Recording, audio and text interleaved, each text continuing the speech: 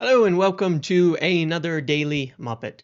In today's video on this Saturday, I'm going to keep it brief. I just want to give a summary of the situation as I understand it on a few different deals, as I'm expecting maybe a somewhat quiet Saturday, as it is the weekends tend to be a little bit quiet, although we did finalize, I believe, the Cunha deal on a Sunday or something like that. I don't remember actually, come to think of it. Maybe we announced them on a Sunday, but I think the other days were when the progress was occurring. Regardless, not that important. Next week will be a big week in the Brian Mbeumo story, as well as Jadon Sancho and a few other things. So, in case you missed it, because there was a whole bunch of news that came out yesterday on Mbeumo and a whole bunch of drama, I did the live, discussed everything then, but I want to summarize it today as well, just to give you an update on exactly where things are at and what I'm hearing, including a couple few new little bits on that as well. So let's start with Brian Mbeumo, because a big panic came in when David Ornstein put a report out that Brian Mbeumo bid had been rejected. The second bid had been rejected for him of 55 plus 7.5 million, but that the clubs were continuing to engage in talks. However, at the same time, the report stated that Brian Mbeumo has informed Brentford he would not go anywhere but Manchester United. It also stated that sources had denied that Tottenham had made any bid and they were no longer looking at the player. Now, I said when that first thing came out about Tottenham, as far as I heard, it was bullshit. Brentford trying to make a market, working with Tottenham a little bit to maybe try and scare off United or do something else, but it was not true. The interest of Brian Mbeumo since he made that decision 3.5 weeks ago, almost 4 weeks ago, to join United is solid. He only wants United. He's only coming to United. Now, Wednesday morning, I warned that this deal was not imminent. As far as I had heard, there was still more to be done, that they were in discussions over the structure, over add-ons, over installments, over pieces of the pie like this. A lot of that had been confirmed. There have been some other reports and things about medical expected next week, this, that, and the other. And sure, it is true. United are expecting and planning for Brian Mbeumo to arrive next week before training. That is the plan. That's the expectation. That's what they're working towards. But as I said, since Wednesday, this deal was not imminent, and I even suggested that it would likely take into next week to get done. So none of this is really a surprise. This is not bad. This is not chaos. This is not a failure. This is not things have all fallen apart. It is simply a matter of they're working through the latter stages of the deal, and it is not done yet. Now, the panic over rejected, accepted doesn't mean shit. Okay, just to be quite blunt about that. A bid to exist is the offer, fee, add-ons, terms, all of that included. It's a verbal or generally written commitment for those terms. If you're negotiating on those terms, then that bid's been rejected. Usually it also has a cutoff point. So after a certain point, that cutoff is rejected, and then you're still discussing overall terms. In the end, you'll have to make a bid that is fully accepted. So the fact that they've been negotiating all week following that second bid, the rejected aspect of it is truly kind of meaningless. It's a little bit panicky because point being, the second bid brought them close enough to start negotiating terms around the bid, because the overall package of the bid, they were pretty happy with. The base fee, it's been reported by 4 or 5 other people, is pretty good. But the terms of the add-ons are really important as to how you get agreement as well as installments. And it's been really important to Brentford to get a lot up front on this kind of deal. Now, it sounds like they're maybe looking to get somewhere like, in the 62.5 to 65 million range total. I'm sure this gets done pretty swiftly in the next week as intended. Everybody's pushing for it, but obviously it's in Brentford's best interest too to hold out. United have to be tough and not just cave in instantly as a part of repairing their reputation. As long as it's done before training, everybody wins on this. And, that's essentially what will happen. But there's nothing to panic about. The talks haven't stopped. The talks haven't stopped progressing. There's nothing particularly wrong with it. Now, there's a lot of complications that go into deals like this. It's my understanding that there are things like details of how much is the agent getting paid and by who, and these types of things that are a factor in the latter stages of the negotiations and are one of the things that is involved in it taking a bit more time just wrapping up the details.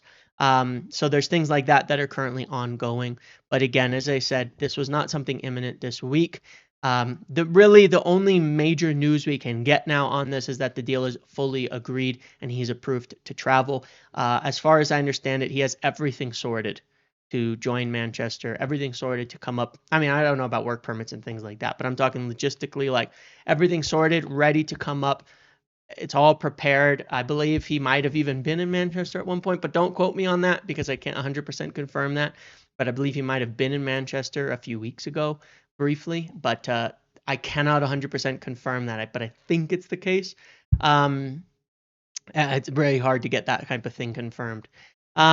So there's a lot of stuff ready for this. It'll happen. There will be a new offer. I don't think it'll be today, but that's just a guess, as I've not heard any noise on it today. But I would definitely suggest early in the week, because the full complete intention is getting him in before July 7th, and that's really the only date that matters. But there's no panic over the reports on Friday. It doesn't change anything. It was never really imminent this week, and we're expecting this to get done soon enough, so nothing to worry about there. And again, there are some details that are not even necessarily between the clubs that are kind of,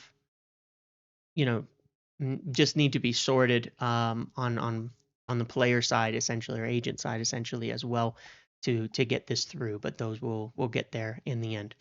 On Jadon Sancho, I wanted to update on this situation. It was confirmed by Yagiz Sabançoğlu, the tier 1 from Turkey. My information, pretty exclusively reported, but I never put these exclusives out, which was that specifically Jadon Sancho preferred the move to Italy and was pushing Italy clubs, Napoli and Juventus in particular, to raise their salary because he had this not offer, but essentially discussions with Fenerbahce. And as it was reported, Fenerbahce were willing to pay the full salary of Sancho to meet his financial demands, while the Italian clubs were about half of what Turkey was offering. But he wants to play in Italy. He wants to play in one of the major leagues. Now, since that point in time yesterday, Fenerbahce have taken a step back on this deal because Jadon Sancho has not given them the priority as of yet, because Jadon Sancho has not told them he wants to join them yet, and because Jadon Sancho is still engaging in discussions over a move to Italy. So that could be revived in theory, but at the moment they have stepped back. He is still pushing to go to Italy. Juventus are starting to become the front runners on this, according to one of their very good reporters over there, discussing the details, how a deal would work, but it's complicated. And it is very, very complicated in this respect because of the wages, because of these factors. We'll see what Juventus have to offer. They're offering a lower wage than what he wants. United might have to subsidize that wage a little bit to get a kind of deal done, but then it's going to depend how much are they offering to United. What are they offering to United? Again, could something like Douglas Luiz come into play here? We will have to wait and see on this. What, based on the discussions, what do Juventus bring to the table, because that's the serious question right now. That's the thing we're kind of waiting for at the moment. What do they bring to the table for Sancho to try and get a deal done, and how does that work? So an ongoing thing, but it's definitely starting to look like a move to Juventus is the most likely scenario here. Napoli as well have stated publicly a while ago that they did not want to raise their wages, and as of yet they've still not budged on that despite that. So I'm still optimistic because Juventus are pushing forward on this right now, but the options are narrowing, and so that also makes me a little bit nervous. If Juventus end up not being able to meet the demands or moving to somebody else, who the hell is buying Jadon Sancho, and where are we going from here? So there's been progress, though, at the same time when a player starts giving more priority to one club and progressing, naturally, of course, the other options fall away. So that's to be expected. Now so it is moving. It's moved from lots of clubs showing interest to he's sort of moving forward with Juventus at the moment. But of course, now we need that deal to be done. Otherwise, we're back to where we started and we're going backwards. So hopefully this does progress in the next few days. And I think we need to hear about this next week and have an offer come from Juventus to make this work. We should be hearing that next week, or I would start to worry that one is going to be not feasible as well. So we'll see if Juventus are ready to make an offer and what it entails. Story today from Sully, as well as The Athletic, that Darren Fletcher is in talks to be the new under-18s coach. Now, with all of the restructures that have gone into place, with Johnny Evans potentially coming in as looking after loans and young players and things like that, with there likely to be a new academy director, with Nick Cox leaving, appointed by Jason Wilcox and others to help on the pathways and things, it's kind of shifting Darren Fletcher's role around. And it appears that, based on these reports, he feels and they feel it is a good time for him to step into a management role that he has wanted and has been kind of preparing for, and think he would be an excellent choice for it. Now, despite what certain accounts and people have been pushing for years about Darren Fletcher, for some unbeknownst reason, as if he's like some incompetent guy who's only there because of jobs for the boys or shit like that, this guy has survived the Ineos apocalypse, all right, of them coming in and like everybody getting sacked. And I've always been kind of a big defender of Darren Fletcher from everything I'd heard around the club, because as I gathered it, everybody who's worked with him at United from the previous regime and the current one is impressed. One, he was an excellent footballer. Two, totally gets the club. Three, and more importantly, really, really shrewd in his actions, committed. You know, he's not resting on celebrity or status or anything like that, as you might get with some former players, but works really hard, has excellent rapport with young players. I mean, fantastic. A lot of them credit him with, helping them really to be ready and prepared and mentally focused and all of that. Excellent rapport with the young players, knows all the lines through the club, everything in there, and people have been really impressed, with him. Is this a serious guy? And that under-18s job is a big one. It's an important one. And more than like tactics, you need somebody who gets the young players, who can work with them, who can shape them, who can help them improve. And Darren Fletcher is definitely somebody that people have been really, really impressed with. And I think that's the right role for him. He was not prepared to be like the sporting director or director of football or technical director even. So this is, I think, a positive step in taking somebody who has great attributes and is really admired for the things that he's really good at, and putting him in the right position to be successful and help the club as best as possible. So I think that's a good move. Obviously, the under-18s have improved a lot recently. And Adam Lawrence leaving as well. This is a big, good move. So I'm really happy with this. I think it's really smart. I think it's great. And I think that I hope it goes through. And I've only ever heard really positive things about Darren Fletcher. And it will boil the blood of certain people who have no idea what they're talking about. So that also is a positive to me. But I'd be excited to see his work with the youth at that level if this goes through next summer, because over the next year, because he has such a good connection to the young players. He's been there. He understands it. Obviously, his two kids in the academy as well, in Jack and Tyler Fletcher, who are moving up likely to the under 20, have been at the under 21s and moving up to the under 21s in the next season. So, I think it's a good time for him to step into a position like this at United. There's an article as well today from the Telegraph confirming the information that I've been sharing for some time and explaining. And it's explanation, but it's also info, because I've had people challenge, what I've said on this and saying, well, no, that's not the case. United will, this is what the article said, United are set to have to pay off some of these players and subsidize wages on a lot of these departures. Rashford, especially Sancho, Anthony as well. United are going to have to pay off some of the money that is owed to these players if they're to go on transfers, or cover some of their wages on loans and even sales. So that's wasn't just my opinion. That's not just an analysis. I've been saying it because I know it to be true, as something that is understood at the club, that, you know, with these players, they've had discussions with their agents, they've had discussions with them, they've had discussions with other clubs.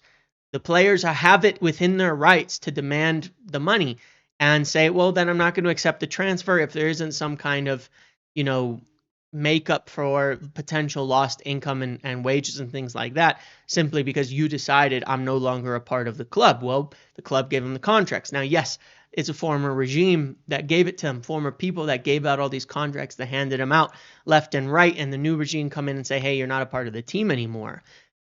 That's something United are just going to have to eat. It is the reality that United are going to have to pay off a lot of money on these wages. So, as I've said before, if Rashford were to be sold even for 40 million, why 40? Well, one of the reasons is they're going to have to pay off half of that for his wages. So they're not going to make a ton out of it, even if they sell him. If they loan him, they'll probably have to cover a little bit of the wages too, and then hopefully get a sale later, and the payoff would be less at that time. For Sancho, this is the thing holding everything up, that how much that United would have had to pay and his wages didn't make the deal worthwhile for what Chelsea were offering. It's the difficulty with Napoli, the difficulty with Juventus that we're waiting to see. With Antony, it's a little bit easier. Betis are pushing for a deal there. United, one of the things the article did say, which is interesting, was talking about that part ownership thing, which essentially is a sell-on in the way that it'll probably be structured, where United would hope to have like a big sell-on. Like maybe they sell them for 20 million, but they have a 50% sell-on or something like that. So they get a huge portion of any future transfer things. He is willing to take a bit of a lower wages, but there's probably going to be some subsidizing there too. I did a whole video talking about the sales and what they actually add, and explained the numbers on all of these players. You can go back and watch that. I think it's worth watching to understand the situation.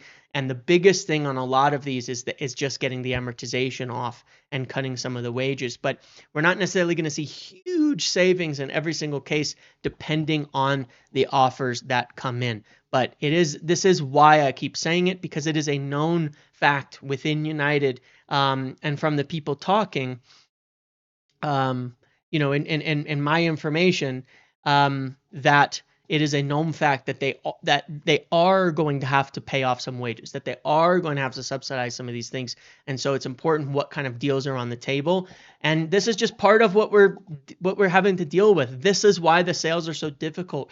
This is why it takes so much time, and this is why it's so frustrating. And I don't want to, sit there and be like, this is why even though it's slow at times and things like that, I'm not blaming them for why they're having trouble selling players that were signed previously, because this is what you have to deal with. And you don't have to, even when we tried to sell Maguire 2 years ago to West Ham, the deal fell off because of this exact thing. This is what happens when you give out huge wages to players that are, right off the bat. And that's what they're very, very careful of. Why Bayern Mbeumo will be on 150,000 to 160,000. Again, with bonuses, it can go higher. Same for Cunha, because then you get established, proven players that are on like 50 to 60% of what Rashford, Sancho, and these guys are on.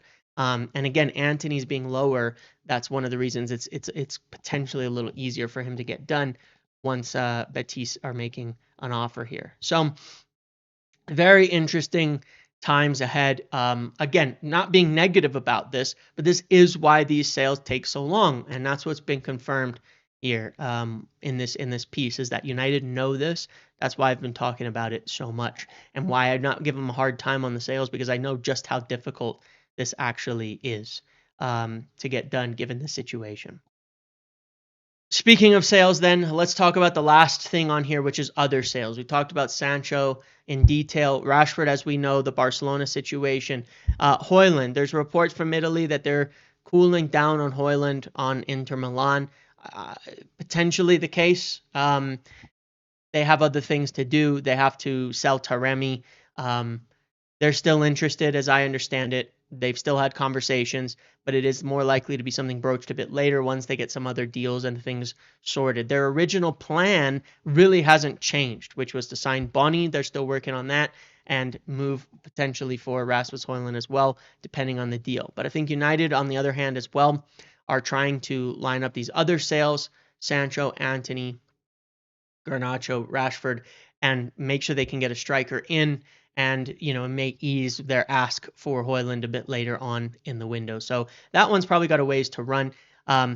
Again, on Antony, I am expecting some movements on this in the next 7 to 10 days, and it is likely to be a weirdly structured deal, as I've said many times, a decent fee, but then big sell-on or a later installment or some crazy add-ons or who knows what. But it'll be an interesting one. Both clubs and player are still working towards a solution, but we should expect this one to accelerate in July. Nothing much to say on Garnacho or Rashford at this point in time. I'm thinking Sancho will be close enough. Hopefully, I'm still thinking that close enough by July 7th that we won't have to worry about that. I'm very curious to see what happens with Rashford and Garnacho. More Garnacho than anything by July 7th, because like Antony, he could be training with the team. Okay. Rashford was training with the team before he left, even though he wasn't appearing in the games. Garnacho, the last thing that happened was Amram telling him to fuck off, basically, and leave the club. Just in blunt terms, that's the last thing that happened.